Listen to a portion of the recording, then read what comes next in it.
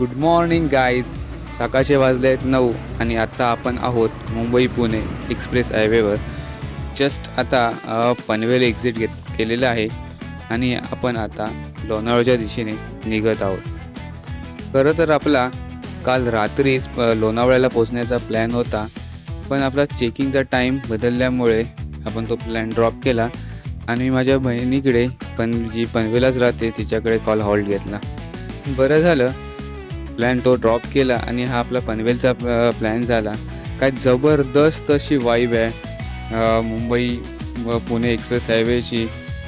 आजपासून बघतोय खूप सारे रायडर्स या रोडवर जात आहेत, ते पण एकदम फुल गिअर अप होऊन.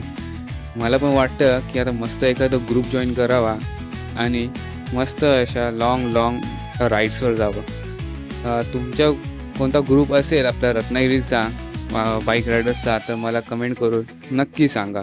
कारण मी मगापासून बघतोय खूप सारे ग्रुपमध्ये पण जातात, अगदी 10-10, 15-15चा ग्रुप जातो आहे. सोलो राईड थ्रिलिंग असते, त्याचा वेगळाच एक्सपिरियन्स असतो, पण जी मजा ग्रुप राईडमध्ये आहे ती कशातच नाही. एकदम फुल कॉन्वॉयवाला एक्सपिरियन्स येऊन जातो. तर रत्नागिरीमध्ये कोणाचा असला ग्रुप असेल तर मला नक्की कमेंटमध्ये सांगा, आपण नक्की प्लॅन करू कुठेतरी जाण्याचा. त्या मित्रांना किती वेळा बोललो आपण बाईक घेऊन जाऊया, पण ते काय कामाचे नाही. त्यांना पाहिजे फक्त कार. त्यांना एकदम आरामात एकदम राजेशाही थाटात जायचं. जाऊ दे, आता त्यांचा विषय काढतच नाही, तर सकाळ सकाळ तोंडात शिवाय येऊन जातील. चला तर मग आपण आपली जर्नी कंटिन्यू करूया.